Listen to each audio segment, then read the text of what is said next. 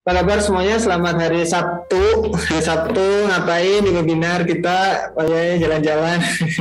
Semoga dapat manfaat dari webinar ini. Bagaimana sebenarnya hedge funds dan institusi itu trading? Ini ilmu baru buat saya juga. Ini ilmu baru. Jadi saya selalu upgrade, selalu informasi itu selalu saya ambil semuanya. Siapa tahu berguna buat saya. Kalau buat saya berguna, pasti saya share ke Anda. Nah, hedge fund dan institusi ini siapa? Market itu kan bergerak tuh dari harga, contoh gold kemarin dari harga 1.800 menjadi kita target di 1.850, kemudian kita target ke 1.900 kan gitu. Target selanjutnya gimana? Ya 1.950. Pokoknya angka-angka bulat itu biasanya ya ke situ gitu lah. Kok bisa kayak gitu? Nanti ada jawabannya ternyata. Saya dulu tahunya ya emang angka bulat itu ya enak dilihat. Ternyata hedge fund, institusi tradingnya emang juga seperti itu. Kemudian apa? Ketika bergerakan itu membutuhkan uang yang sangat banyak atau pertukaran mata uang yang lumayan besar, triliunan mungkin. Siapa yang punya uang sebanyak itu? Perusahaan besar, bank, institusi, hedge fund. Hedge fund ini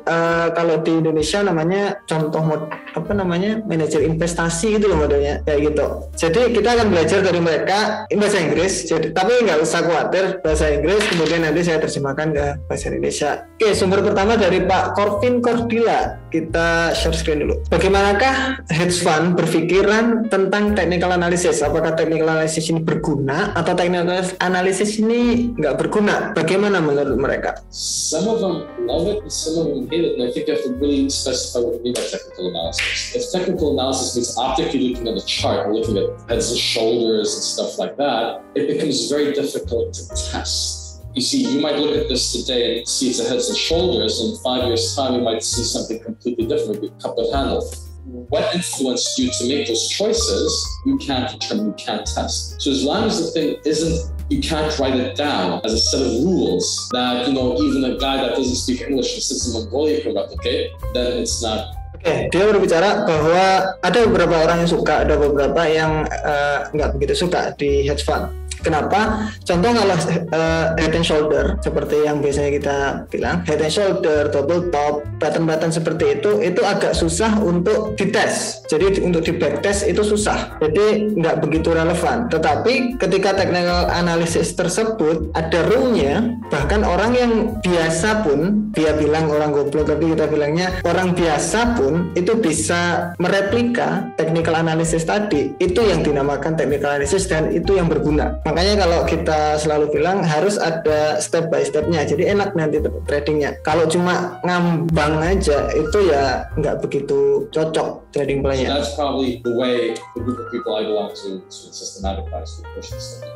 There's obviously another set of people that say, well, it's more of an art than a science. And hey, if they make money, who am I to deny another poker player's place in the sun? Yeah. So ultimately, that's the really great thing about trading. Regardless of how you manage to get that black number at the end of the year, that's ultimately all that matters. Pasti kalian kalau saya live trading kemudian bikin video itu saya ngambil dari dia kata-katanya. Selama cara yang kalian pakai itu make money, atau katakanlah teman Anda itu make money dengan cara itu, cek berapa tahun dia pakainya, kemudian ada orang datang ke saya kalau nggak salah beberapa bulan yang lalu datang ke rumah seorang trader. Dia dulu kerja di pedesaan, di desa, kantor desa, keluar jadi trader full. Kemudian dia kesini cari-cari jangan katanya orang-orang. Oke, kita sharing dan dia memperlihatkan tradingnya dia selama 2016. Saya juga ngeliatin. Kemudian saya kaget karena dia pakai cara yang menarik menurut saya. Modal gede, resiko kecil, tetapi pakai layar.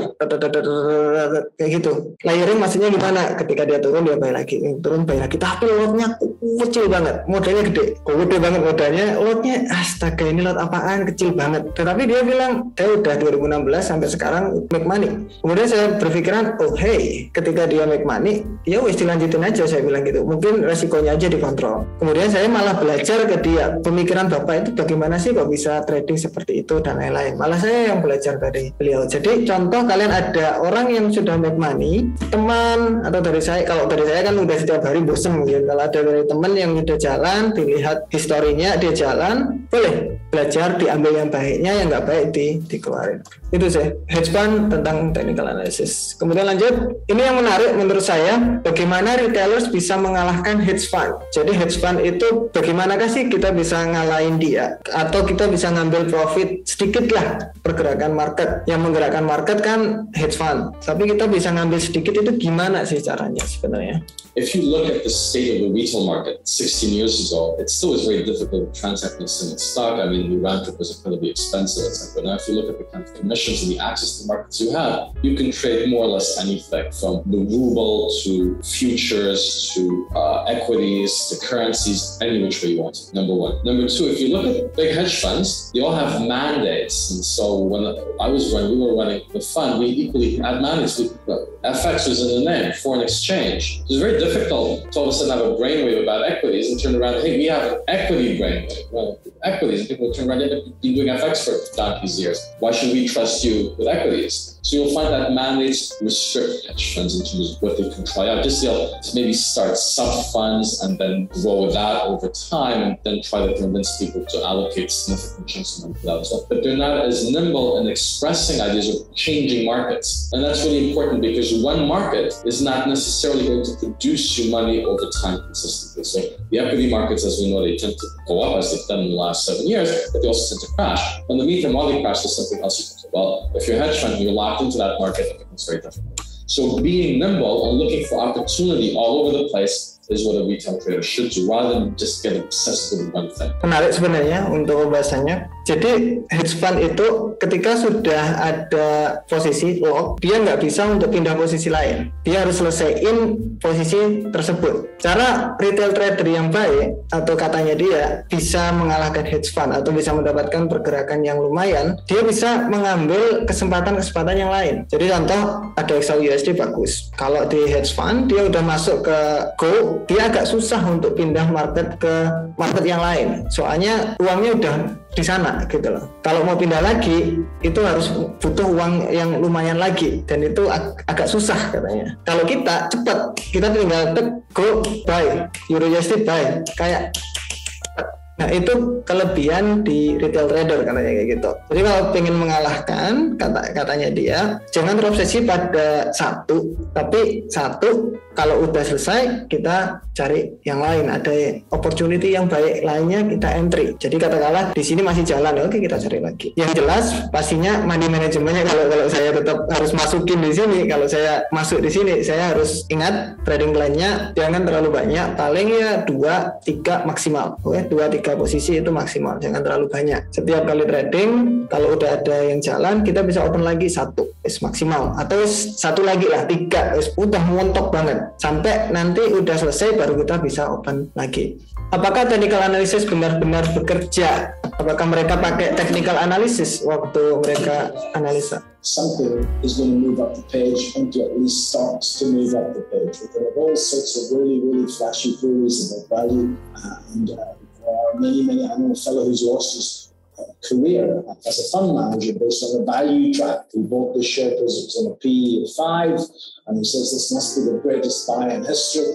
And he bought a heap of them because they were cheap, and 6 months later they went bankrupt. So he lost his company based on it. So by putting together good fundamentals and some simple trend following tools, you can in fact push your hit rate up enormously. So I'm not saying that you need to do advanced scan analysis or start to count Elliott waves, but just some simple technical patterns in shares with good fundamentals, and you can put yourself into a position where you're getting it right 75% of the time. If you're right 75% of the time, you're only right 25% of the time. That minimizes the clusters, so you'll find the journey is emotionally not that difficult. Oke, beliau cerita tentang temannya yang membeli sebuah saham kemudian murah banget katanya, tetapi harga langsung jatuh secara drastis karena perusahaannya bangkrut. Jadi di sini dia bilang market kita nggak ada yang tahu, it's up and down, who knows. Tetapi ketika kita gabungin fundamental dan really simple, kayak simple banget, trend following technical katanya gitu, Jadi katanya dia bener-bener simple banget, nggak usah ribet-ribet, simple banget. Trend following, trennya bagaimana, fundamentalnya bagaimana, that's it, katanya kayak gitu. Kemudian nggak perlu ngitung Elliott wave dan lain-lain, katanya beliau. Yang penting simple aja. Kemudian fundamentalnya bagaimana, kemungkinan bakalan untung di 75% win rate. Bagaimana cara tradingnya? Nanti kita lihatin aja. Nah, ini yang saya pengen bahas banget dari kemarin. Stop hunt, apakah benar-benar ada konsep yang menarik banget yang are taught on their first day that they buy good levels or they don't buy at all. Oke, institusi trader mereka pertama kali masuk ke perusahaan, mereka langsung didoktrin bahwa kamu beli di harga yang rendah atau kamu tidak membeli sama sekali, atau harga yang baik atau kamu tidak membeli sama sekali. Coba dipikirin lagi. Jadi harga yang baik atau mungkin benar-benar kuat banget, contoh di area gold benar-benar bawah banget, kalau dia banyak order di sana berarti dia banyak institusi yang masuk, karena kira-kira harga itu penting banget. Lanjut aja dulu. Unfortunately, most retail traders will wait for some confirmation before they get in. That could be a candle pattern, the moving average price, or whatever. Untuk retail trader katanya banyak retail trader yang menunggu konfirmasi kayak moving average, crossover katanya, kemudian pola candle pattern, itu banyak yang kayak gitu katanya. Itu kurang baik. Lanjut aja. Institutional traders will buy at the level, and most traders will put their stop loss a tick under the last low, and they will invariably put their stop loss at exactly where the institutional orders are. Beliau bilang institusi trader itu biasanya membeli itu di harga-harga retail trader stop loss. Makanya kalau terkena stop loss kemudian dia naik secara drastis, ya di area situlah memang institusi membeli. Exactly where the institutional orders are. I think that institutional traders are just doing what institutional traders do, putting their entry points at very good level. Institusi tetap harus taruh di good level atau di area yang benar-benar baik untuk masuk. However, if you are trading at the institutional level, it's not always easy to get filled. At the retail level, if you want to buy 100 shares, you want to buy the pound against the dollar at 5 or a point, you press the little button and you've got it. At the institutional level, it's not that simple. And you've got, on occasions, to actually generate the liquidity to get aboard. Ini yang saya mau perjelas. Ini benar-benar membuka pikiran saya kata-kata ini tadi. Gini, retail trader kalau mau trading, simple, entry langsung kita dapat, entry dapat, ya enggak, kita langsung cepat, gesit katanya orang, oke, gesit, bisa entry keluar cepat. Institusi atau institusi di level institusi nggak semudah itu, mereka butuh liquidity yang banyak atau butuh order yang banyak lah, intinya kayak gitu. Ayo siapa yang mau beli di harga segini, ayo harga yang segini siapa yang mau beli. Jadi mereka ngumpulin harga dulu yang banyak, ngumpulin order dulu yang banyak. Ketika sudah lumayan, udah selesai semua, oke. Maka dari itu kenapa stop loss itu biasanya terkena. Jadi menarik karena ternyata institusi itu menunggu dulu kalau dia mau entry. Nggak semudah kayak kita kan mau entry, oke baik sekarang beres. Nggak semudah itu kalau mereka harus nunggu order yang banyak dulu, kemudian baru bisa masuk ke market. I don't think that anybody looks at where the stops are, but they will say to themselves, well, we know pretty sure that most of the stops will all be crowded around this obvious level.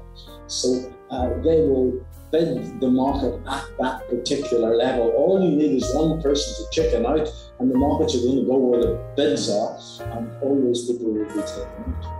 So, and the markets are going at that particular level. All you need is one person to chicken out the market at that particular level. Banyak memang untuk retail kayak kita juga, saya juga tepatnya, kita taruh di stop loss itu kayak di situ, selalu di situ.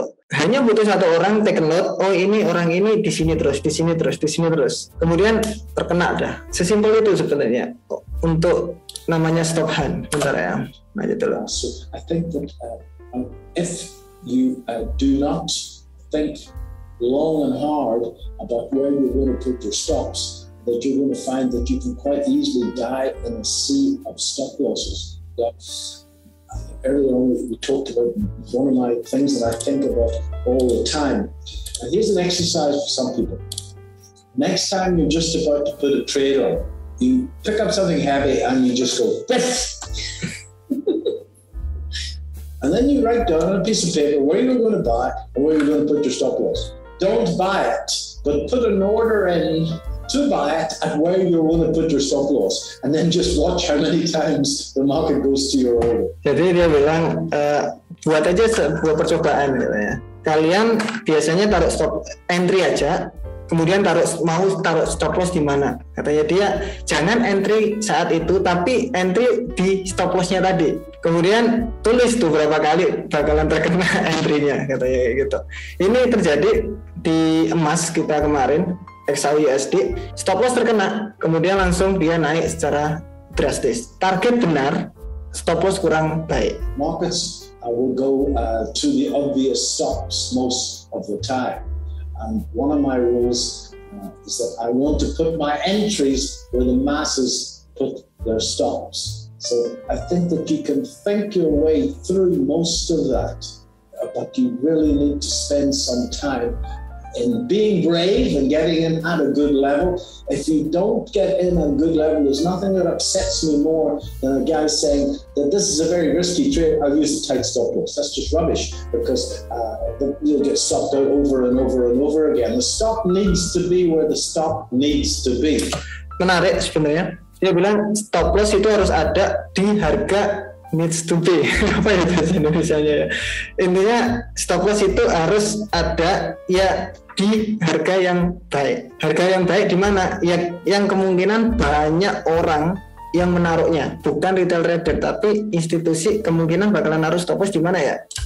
So if your entry is sloppy, then your stop loss is going to have to be a red bus away from where you got in at, to give yourself a chance of staying in the mood. The average true range will help with that. Most traders will look at it. Untuk stop loss katanya bisa dibantu dengan ATR, average to range. Jadi biasanya 2,5 kali average to range. Itu bisa. Kalau kalian di TradingView ada namanya ATR, average to range. Kan ini harga di 4, lihat sebelah kanan 396. Itu tinggal stop lossnya di mana? 2 kali lipatnya situ. Stop loss 2.5 times the average true range or something like that. Nevertheless, if you want to get in with low stop losses at institutional levels, you've got to be brave. The institutional traders will use Fibonacci levels, they will use trend lines, they will use simple horizontal support and resistance levels to actually look for confluences to try and place their orders. Nothing clever. Institusi trader, kalau kalian bisa lihat, menggunakan level Fibonacci, garis trend, simple horizontal, support resisten maksudnya, support resisten, untuk mencari konfirmasi. Tidak terlalu ribet, nothing clever. Unfortunately, most retail traders, as I say, will look for some form of confirmation, and their stop loss will then be too close and they'll get taken out of the news. Jadi simpulan aja semuanya. Kalau dilihat dari beberapa video cuplikan-cuplikan aja, kalau kalian mau lihat, dilihat aja udah banyak di sini. Dia dipotong-potong pakai bahasa Inggris, tapi kalau yang bisa bahasa Inggris, potong-potong pendek-pendek. Saya ambil yang menarik aja menurut saya dan kita bahas. Yang pertama, technical analysis apakah digunain pada hedge fund dan institusi? Jawabannya adalah iya. Mereka menggunakan, tapi nothing clever, nggak ribet banget. Jadi simple kayak tadi bilang, Fibonacci, trendline, ya dasar-dasarnya aja. Kemudian mereka juga punya rule atau punya plan. Plannya itu udah tick. Yang saya bilang ada step by stepnya. Pertama lihat apa, tes, kemudian apa, entry. Oh nggak entry. Jadi ada step by step. Nah ada checklistnya kalau mau masuk ke market. Jadi kayak gitu untuk technical analysis seperti itu. Kemudian stop hunt yang paling banyak kita bahas tadi hedge fund sudah. Kemudian stop hunt itu apakah ada sebenarnya bukan stop hunt, tetapi memang institusi itu membeli di harga yang baik, karena kalau dia harganya nggak baik dia nggak beli. Ketika sudah harga baik, contoh di gold harga baiknya 1.800, kalau kita tahu cek aja support resistennya kuat apa nggak di situ. Kemudian di video saya juga bilang harga penting, harga institusi, harga hedge fund dari dulu ini 2000 berapa ini masih belum banyak di YouTube. Area key level itu adalah area apa? Round number atau area bulat. Ingat, karena institusi mereka oke, saya mau beli di sini nih, ini saya mau beli di sini nih, harga sini nih, harga sini nih, kayak gitu. Jadi harga-harga bulat itu mereka suka. Di gold 1850. Makanya kemarin ketika harga di 1.800 targetnya berapa? 1.850. Setelah 1.850 berapa? Ya 1.900, kayak gitu terus. Untuk stop hunt di sini memang kayak gitu. Untuk yang tadi bilang kalau mau taruh stop loss, ya harus taruh stop loss yang baik, atau biasanya kita bilang harus ada alasannya ditaruh di sana. Kenapa? Mungkin sering banget saya terkena stop loss karena hanya mengandalkan level Fibonacci, kurang yang lain mungkin. Belum melihat, kemarin juga kita belajar tentang SMC, mungkin bisa kita taruh di harga institusi masuk. Oke, institusi masuk, harga kan langsung naik secara drastis. Mungkin di area situlah nanti kita bakalan taruh stop loss biar lebih baik lagi. Jadi saya juga masih terus memperbaiki trading system saya. Kalau dibilang apakah baik trading system masih, ya syukurlah, kan udah make money lumayan baik dari tahun berapa sampai tahun sekarang. Jadi tapi saya pengennya yang kayak institusi tadi ada checklistnya, dan checklistnya itu lebih baik lagi, lebih kayak orang nggak paham, anak kecil pun itu kalau kita mulai checklistnya dia tinggal tes, oke, ini ada checklist entry. Saya pengennya yang seperti itu. Kemudian apalagi bagaimana cara mengalahkan hedge fund itu, dan hedge fund dan institusi itu ordernya ternyata tidak semudah kita mau enter ya enter, mau jual ya jual, mau beli ya beli. Simple kalau kita. Mereka nggak semudah itu. Mereka harus ngumpulin order dulu. Saya contohkan di gold aja kemarin. Oke, contoh di sini harga penting banget ini. Kemudian dia harga lumayan turun nih. Institusi masuk tuh. Ayo siapa yang mau beli? Harga masih turun terus, masih bergerak harganya. Tapi institusi masih mencari order. Ayo siapa? Liquidity-nya masih dicari. Masih ngumpulin order. Kemudian ketika order datang, langsung dia naik secara drastis. Kenapa kok turun? Ya mungkin masih ada lagi contoh, kan nggak cuma institusi yang menggerakkan, ada hedge fund, ada bank. Mereka telat untuk entry-nya di area penting tadi. Ya, penting banget areanya. Mungkin bank atau hedge fund ada yang telat entry-nya. Makanya mereka menunggu atau ordernya itu dikumpulin di area situ lagi banyak dan lanjut untuk kenaikan. Jadi kalau ingin berpikir seperti hedge fund, itulah dari mereka. Kalian bisa lihat full videonya, itu lumayan mengedukasi sebenarnya. Kalian bisa cek. Kalau ada yang tidak jelas, tetap kalian bisa kontak saya di Discord kayak biasanya. Ada pertanyaan? Itu sesi Q&A, jadi silakan untuk bertanya. Oke, bentar. Bagaimana cara hedge fund mengetahui posisi stop loss kita di situ, Pak? Menarik sebenarnya. Tadi nggak dijelasin loh kenapa mereka bisa tahu ya. Yang dia jelasin adalah biasanya stop loss retail trader itu di bawah low. Memang benar. Kita kalau stop loss pastinya kan di bawah low. Jadi ada low bullish ya katakanlah. Low terakhir, higher low contohnya itu pendek banget dari situ. Biasanya kita stopnya di sana. Semua orang di institusi juga tahu stopnya di sana. Makanya sering terkena stop loss kemudian lanjut untuk kenaikan. Itu sih. Cara mengetahuinya nggak tahu, tapi mereka tahu di mana area stop lossnya ya di situ tadi, di bawah low atau di atas high kalau lagi bearish. Pas di sana. Jadi cara mengakalinya mungkin agak diperlebar untuk stop lossnya. Bisa menjelaskan secara singkat hedge fund itu tradingnya seperti apa? Belum nangkap. Pertama pakai namanya round number. Jadi angka-angka bulat mereka suka. Plus yang dibilang tadi itu simple, nggak ribet. Fibonacci, trendline, kemudian apa jadi ya? Fibonacci, trendline, support resisten. Ada lagi yang lain? Nggak ada? Ya itu doang aja 3. Kemudian ada checklistnya. Jadi kalau orang awam pun dikasih checklist itu langsung bisa ding kayak gitu.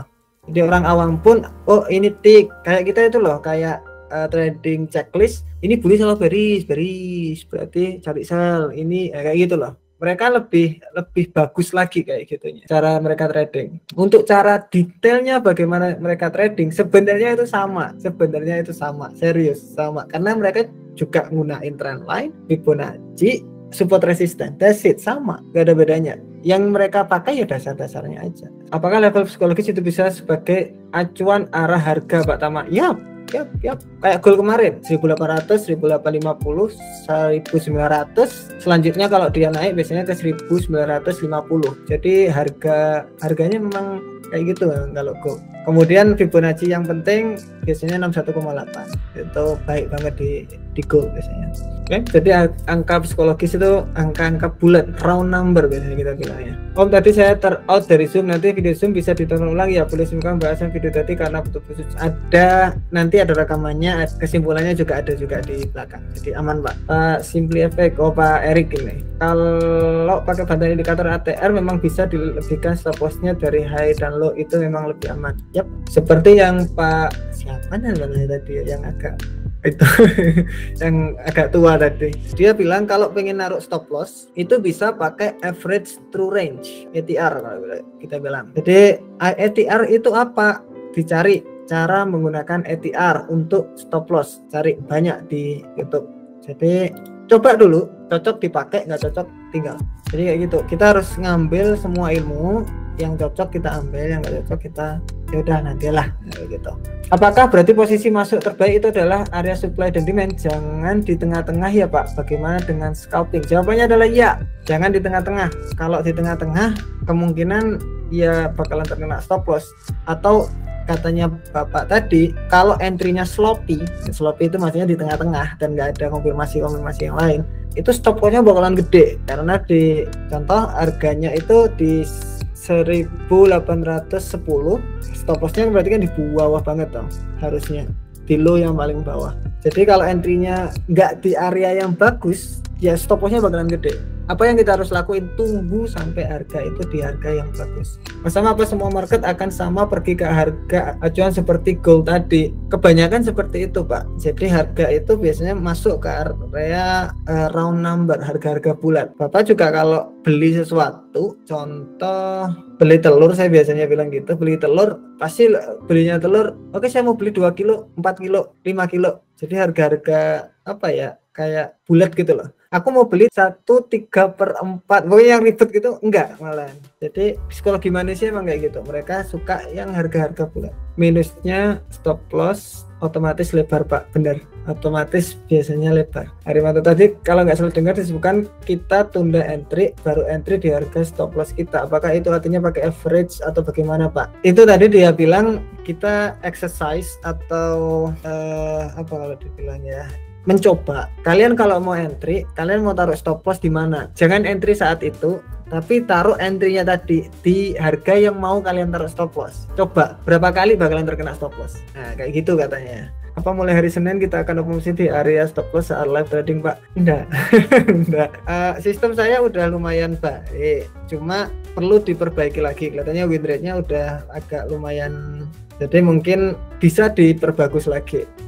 Tadi aku lihat bagaimana cara menaruh stop loss dan lain-lain, katanya saya udah agak mendapatkan sebuah ilmu baru. Makanya saya bilang tadi ini ilmu baru buat saya karena menarik. Ternyata institusi itu trading nggak semudah seperti kita, ribet banget. Mau entry dia harus ngumpulin liquidity banget, liquidity yang banyak baru mereka bisa entry. Makanya banyak kayak SMC, Smart Money Concept katanya digunain oleh institusi. Kalau menurut saya sih masuk akal juga, karena SMC basicnya ya support dan resistance, kemudian apalagi market structure, kan trend following, itu sama aja. Kemudian mereka kalau kalian pelajari itu ada namanya liquidity grab, ya sama itu tadi, liquidity grab, mengambil liquidity, sama aja sebenarnya. Asik, bener-bener asik kalian. Bentuk dari liquidity yang banyak di dalam chart itu yang posisi sideways siapa?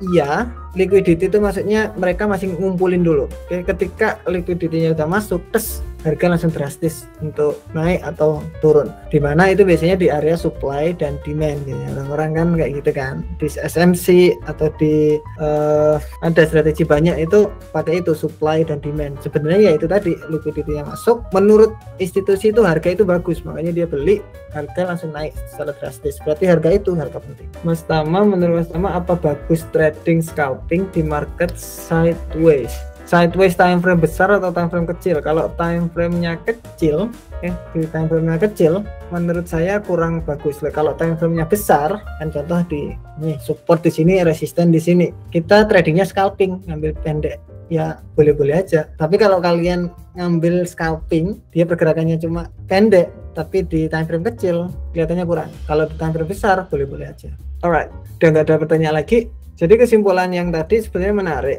Kita kalau bisa itu open mind dulu. Saya dulu terlalu tertutup pikirannya karena saya udah mikir make money, let's do that. Kayak udah terusin aja. Emang saya orangnya kayak gitu. Kalau udah make money ya udah lanjutin aja. Tetapi selama di Indonesia mungkin nggak sibuk gara-gara di sini kan. Kalau di Australia kan sibuk. Kalau di sini kan nggak sibuk. Saya belajar, ketemu orang yang banyak, kemudian ngobrol sama teman-teman di sini atau ngobrol sama komentar-komentar di YouTube. Itu saya belajar bahwa ternyata banyak cara menuju Roma. Kita harus open mind. Kayak kita harus memang buka pikiran. Oh ini menarik ini, kalau emang bagus kita pakai, kalau nggak bagus ya diiyanin aja. Nah jadi kayak gitu. Udah banyak yang datang dan ketemu, ya syukurlah saya udah berubah agak lumayan fleksibel sekarang. Dan kalian juga lihatlah sekarang cara ngomong dan lain-lain juga udah agak berubah. Semoga jadi lebih baik maksudnya.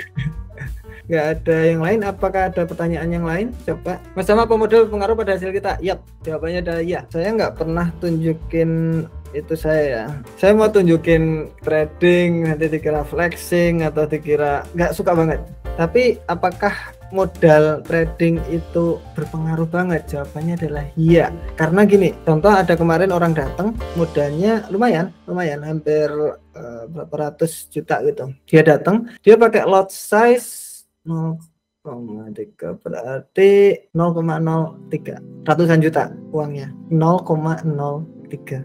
Bayangin, coba kalau kalian pikiran ratusan juta, lot size-nya masih 10 lot, 1 lot gitu. Kalau dia enggak, 0,03. Dia bilang kayak gini, saya itu Mas, cara trading saya memang agak nyeleneh, tapi ngikuti cara Mas Tama, pakai risiko 1-2%. 1-2% di sini saya bagi menjadi 200 posisi. Karena modal saya gede banget, resiko saya kecil, itu saya kayak hedge fund katanya kayak gitu.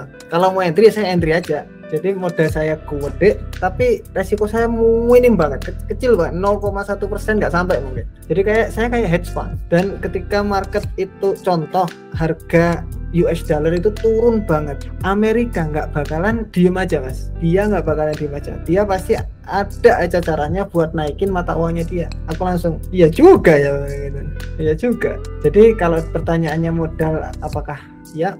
Jawabannya adalah berpengaruh pada hasil dan berpengaruh cara trading dan berpengaruh terhadap psikologi. Contoh kalau orang tadi kan pakai resiko 0,1% banget, malah kurang 0,1% kurang malahan. Di situ psikologinya udah nggak ada kan? Iya. Tapi saya lihat history trading mulai dari 2016, it's okay, make money.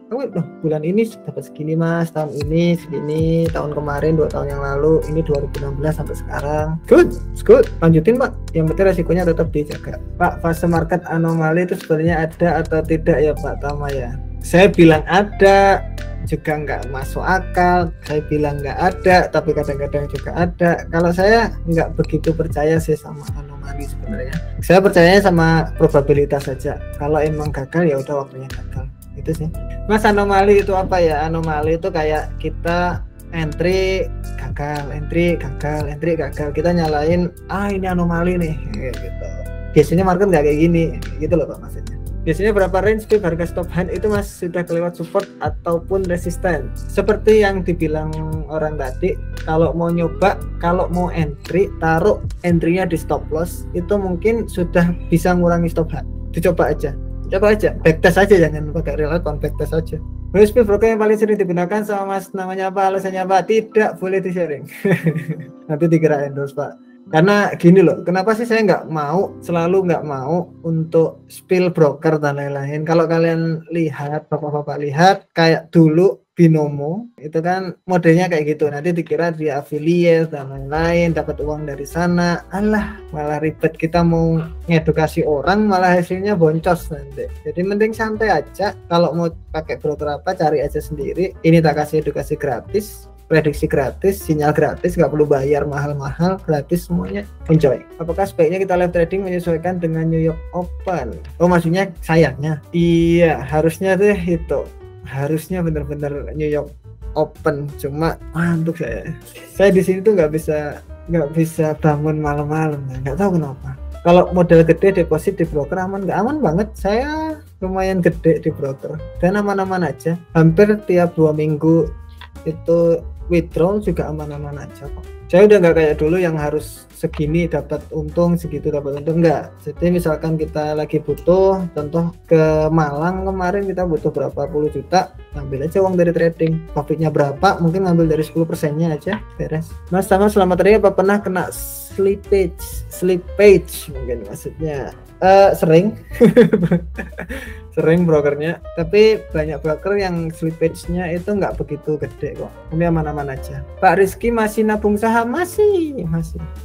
Itu kan memang buat jangka panjang Pak, bukan buat jangka pendek sih. Masih aman-aman aja. BBRI kemarin, BBRI enggak sih, mungkin BBCA masih, yang itu Tokopedia masih ke itu. Saya masih yakin masih naik, nggak tahu kenapa, harga murah banget, saya suka. Semoga aja nggak bangkrut, tapi agak susah kelihatannya kalau mau bangkrut itu. Tuh temu, amin. amin. Tapi yang whole bakalan jangka panjang tetap BBCA itu the best. Kalau untuk pakai saham enak pakai Ajaib apa Stockbit? Saya pernah pakai Ajaib dan it's good. Saya pakai Ajaib dan bagus. BBCA deh, ya top. Saya beli waktu stock split kemarin dapat berapa persen ya? 20%-an kalau nggak salah waktu stock split kemarin. Kemudian kita butuh uang, dijual dulu. Kalau saya lebih fleksibel ya, sekarang nggak kayak dulu. Tikmil ada akun syariah, bedanya sama akun yang nggak syariah apa? Nggak ada swap atau biaya inap. Kalau di broker Indonesia biasanya banyak yang ada di kontak CS-nya aja. Jadi syariah itu maksudnya kayak gitu, nggak ada swap atau biaya inap atau bunga lah bilangnya orang-orang. Tapi kalau saya sih tergantung itu kan banyak yang ngobrol halal atau haram dan lain-lain. Saya nggak tahu ya, kok masih kewancu gitu. Walaupun saya udah tahu konsepnya, saya masukin tapi tetap bingungin kalau masalah halal atau haramnya. Mungkin saya bukan orang yang paham tentang agama betul banget, jadi makanya agak bingung. Malah ngobrol lama ini. Thank you semuanya, semoga bermanfaat untuk webinarnya. Kita bakalan ada webinar setiap tanggal 1 tiap bulan, jadi ngikut aja. Thank you semuanya, happy good weekend, see you, bye bye.